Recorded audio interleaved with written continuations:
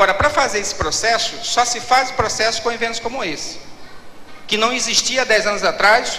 Se eu entrasse nesse meio aqui, eu ia sair apanhado, tenho certeza.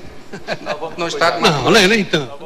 E se vocês fossem no meio dos trabalhadores ou dos auditores também, nem iam, porque iam ser como vocês chamam, chicoteados, né?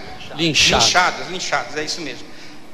Esse momento é um momento importante porque o Brasil cresce, e se está crescendo economicamente, o momento de se construir esse consenso e esse diálogo é agora, para a gente não perder esse momento importante.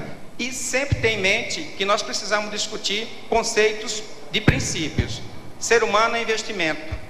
Se separar de toda essa questão, e as comparações com os outros países precisam ser realizadas, mas precisa ter alguns patamares para a gente poder discutir, senão a gente fica muito desigual para discutir em relação com os outros países. Tá bom. Obrigado. Senhor Rodinei, por enquanto, muito obrigado. O senhor imagina o seguinte, o tema que nós estamos mexendo aqui, como é importante esse projeto. Já chegamos colocando o dedo na ferida. E o senhor, eu agradeço mais uma vez a sua presença aqui por tentar nos esclarecer. Mas só na abertura que o senhor colocou aí, já deixou o pessoal aqui inquieto, querendo participar, eu próprio, né? Mas acho que do que o senhor falou, o que eu aprendi que foi mais fundamental, que é essa, acho que é a argumentação que o senhor se baseia mais, se não está bom, que modifique no Congresso. É isso que o senhor nos disse, não é?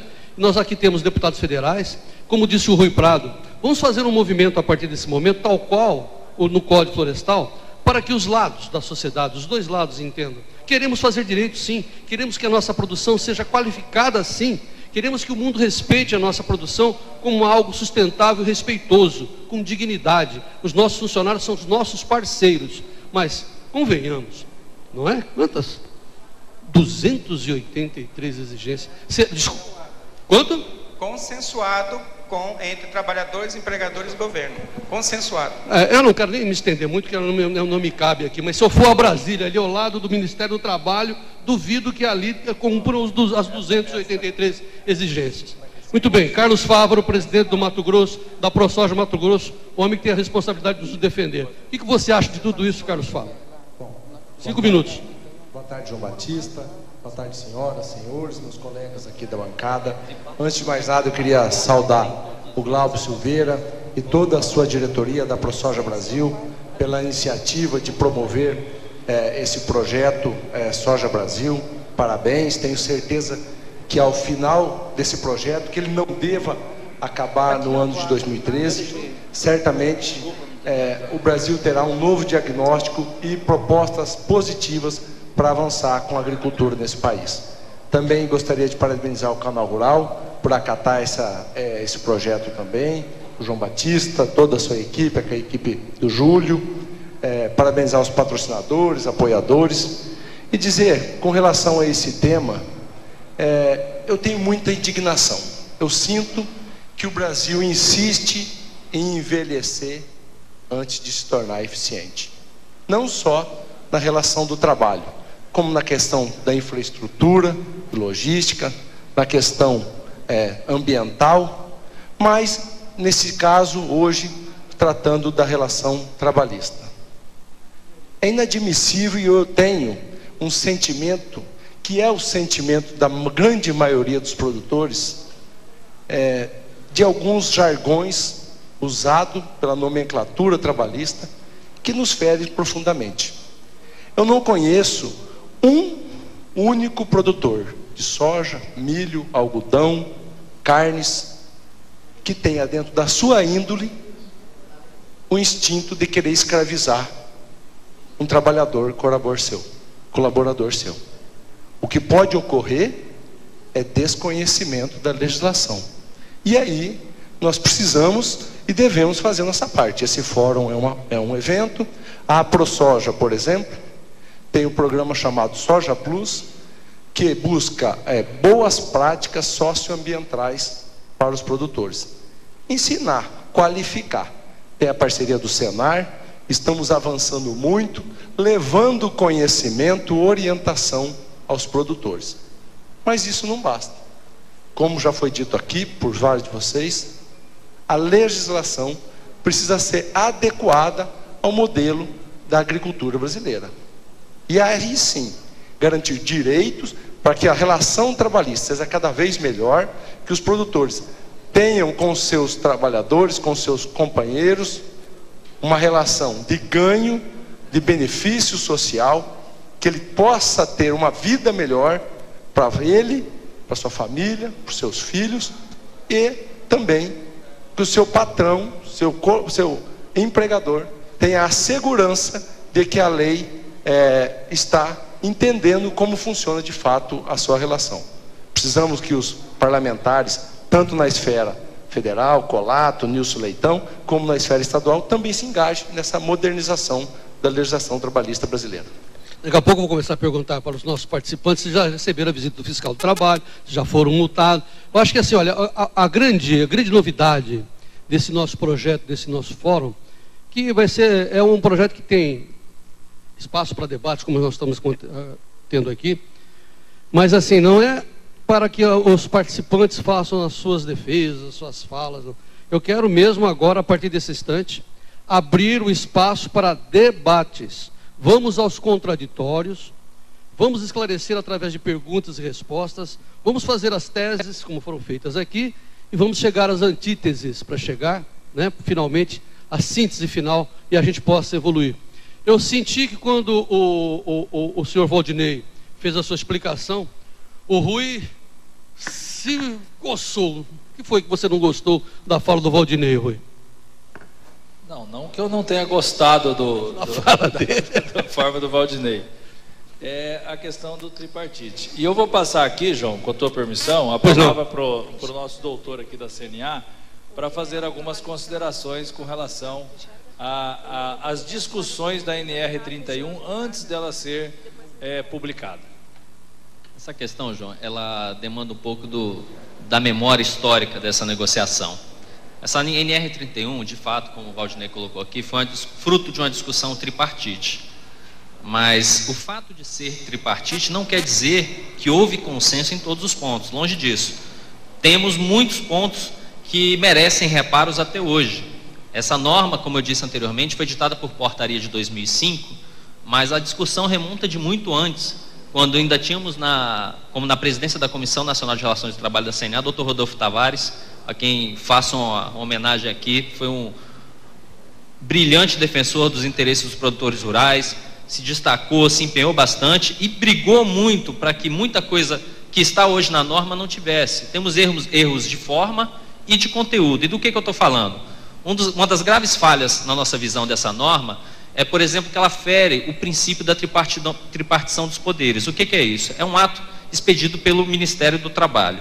Ou seja, ele atua como legislador, ele expede uma norma que os senhores têm que cumprir lá no campo. Ao mesmo tempo, o Ministério do Trabalho atua também como poder executivo, porque ele vai lá fiscalizar a propriedade dos senhores e expedir o auto de infração. E num terceiro viés, ele também atua como poder judiciário, porque é ele mesmo que julga o auto de infração lavrado com base nas suas próprias normas. Então, se isso fosse comparado em outras esferas do próprio poder público, isso deveria ser revisto, porque não acontece em outras searas. Outros defeitos de forma, por exemplo, dentro da Secretaria de Inspeção do Trabalho, a CIT, é que esse auditor está lotado. Só que quando você verifica um excesso, uma inconformidade, um inconformismo, você faz um recurso. Quem é que julga esse recurso, João? É a própria Secretaria, é o próprio Ministério. Então, é o mesmo órgão julgando, em caráter recursal, um ato que está sendo contestado. Então, a gente questiona, poxa, será que isso é razoável? Terceiro ponto, haveria, na nossa visão, uma necessidade da implementação de um colegiado para a fase recursal, como tem em outros órgãos. Por exemplo, se você citar como paralelo o CARF, Conselho Administrativo de Recursos Fiscais, quando você tem uma autuação fiscal e você não concorda, isso sobe para o Conselho. Existe um colegiado para julgar isso, para te dar uma maior idoneidade nesse grau recursal.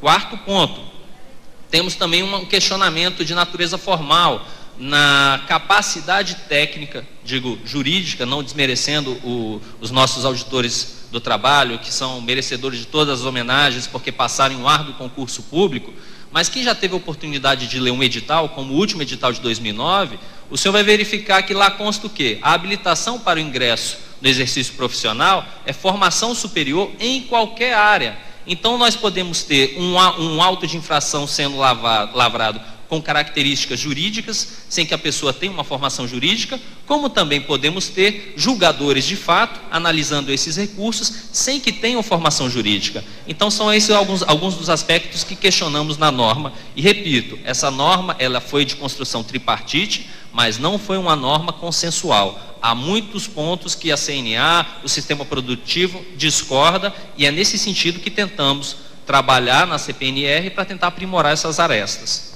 Daqui a pouco eu vou dar o microfone para o senhor Valdinei para fazer as suas considerações, mas sempre esclarecendo aos nossos telespectadores que esse fórum vai ser dividido em duas partes, que nos chegam perguntas aqui sobre a questão do trabalho análogo ao escravo. Não é isso que nós estamos discutindo nesse instante, por enquanto nós estamos discutindo a NR 31, daqui a pouco, na segunda parte deste fórum, nós vamos entrar nesse ponto, tá certo? Muito bem. Olha aqui, eu vou começar vou acrescentar algumas perguntas além do que o Zaranza já colocou para a gente, senhor Vanderlei. Eu vou abrir com a pergunta do Naildo da Silva Lopes, que é o nosso representante, vice-presidente da ProSoja norte da ProSoja, aqui de Nova Mutum. O Naildo está contando aqui, senhor Vanderlei, que há 2 semanas, fiscais do trabalho efetuaram fiscalização em algumas propriedades de Nova Mutum, com caráter punitivo e acompanhado de 4 policiais com armas de grosso calibre, causando medos às crianças, aos produtores e suas famílias. A pergunta do Naildo é simples: é necessário chegar a esse ponto, com homens armados como se fôssemos nós, os produtores criminosos? Isso é necessário? Pergunta do Naildo. O senhor quer responder já ou o senhor quer ficar... Fica à vontade, se o senhor quiser fazer algum esclarecimento, por favor. Depende da denúncia, como a denúncia chega e de como ela é chegada ao caráter nosso. O papel da polícia não é uma solicitação só nossa, é uma solicitação a nível nacional em virtude da segurança e dos outros casos que houveram, inclusive com assassinato de auditores fiscais do trabalho recentemente. A questão objetiva é o fato em si da polícia amedronta em qualquer situação. O fato de você parar numa barreira quando você está com seu carro, aquele policial armado, provoca, é um ato que intimida você, te faz com que você dentro do seu carro você se sinta dizendo, pô, eu sou criminoso, quero olhar meu documento.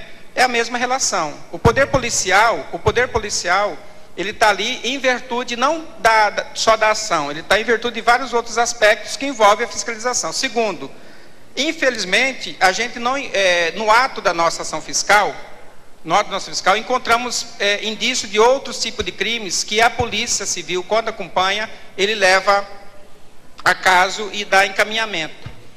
Terceiro, é um padrão nacional, padrão de realização de fiscalização rural e, em especial, de combate ao trabalho escravo, tem que seguir esse padrão. É um padrão estabelecido e consensuado com esses atores de política, de agentes públicos. Então não temos como mudar essa prática. E não é uma afronta ao produtor rural ou uma afronta a quem está sendo fiscalizado, assim como não é afronta quando o policial me para pedir meu documento. Nossa, sabe a última informação que eu recebi aqui? O nosso tempo já se esgotou, estamos quase já encerrando, faltam 5 minutos, não começamos nem o debate, Rui. Mas nem começamos. Mas tudo bem. Olha aqui, o senhor Agenor Vicente Pelissa, se não é isso, se eu não estou enganado aqui, é Agenor Vicente Pelissa, de Santa Carmen, Mato Grosso, produtor rural. O assunto dele é horas extras, senhor Vanderlei. Como controlar horas extras dos operadores de máquinas que, na maioria das vezes, estão distantes da sede das fazendas na execução das operações de plantio, fazendo tratos culturais ou colheita? Ele está lá no meio, lá em cima.